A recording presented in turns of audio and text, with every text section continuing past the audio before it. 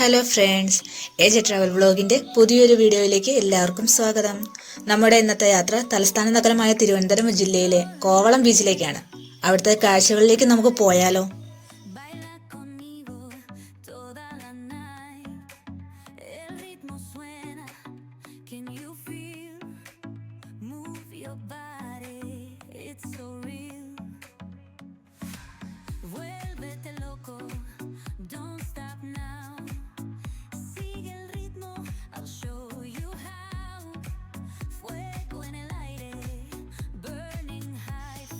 ഞങ്ങളൊരു ചായ കുടിക്കാൻ കയറിയതാണ്. ഇത് കഴക്കൂട്ടത്ത് നിന്ന് എയർപോർട്ട് റോഡിലുള്ള ഒരു കൊച്ചു ചായക്കടയാണ്.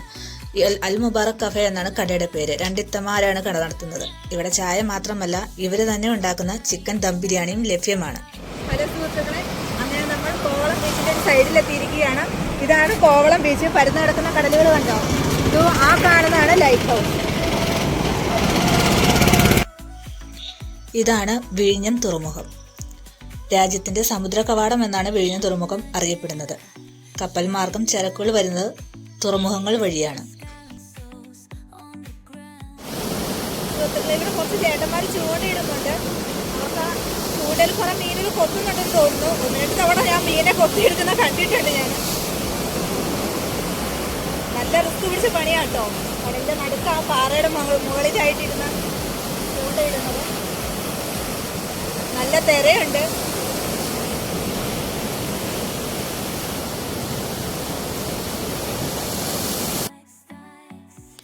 അങ്ങനെ നമ്മൾ ഫൈനലി കോവളം ബീച്ചിലേക്ക് എത്തിയിരിക്കുകയാണ് സുഹൃത്തുക്കളെ.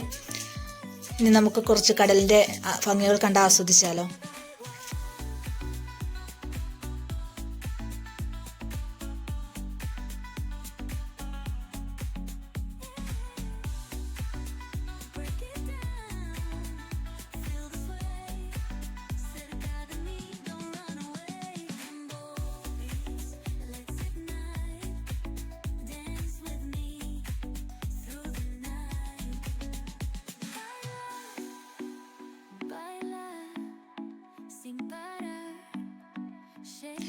കടലിന്റെ സൈഡുകളിൽ കൂടി ചെറിയ ചെറിയ കടകളുണ്ട്.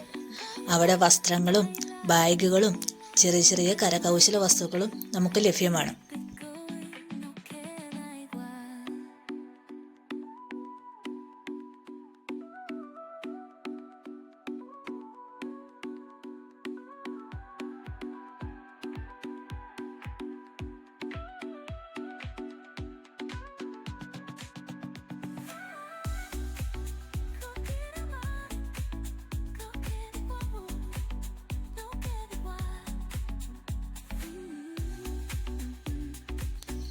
സമയം ഏകദേശം 1 മണിയോട് അടുത്തു.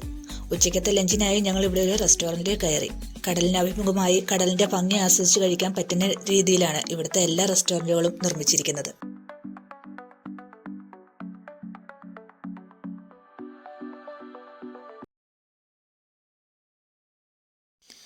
ഇന്നത്തെ ഞങ്ങളുടെ കൊച്ചു വീഡിയോ ഇവിടെ അവസാനിക്കുകയാണ്. അടുത്ത ഭാഗവുമായി നെക്സ്റ്റ് വീഡിയോയിൽ കാണുന്നത് വരെ ഞങ്ങളുടെ വീഡിയോ ഇഷ്ടപ്പെട്ടാൽ ചാനൽ സബ്സ്ക്രൈബ് ചെയ്യാനും ലൈക്ക് ചെയ്യാനും മറക്കരുത്. നിങ്ങളുടെ അഭിപ്രായങ്ങൾ കമൻറ്റ് ബോക്സിൽ ഇടാനും മറക്കരുത് കേട്ടോ.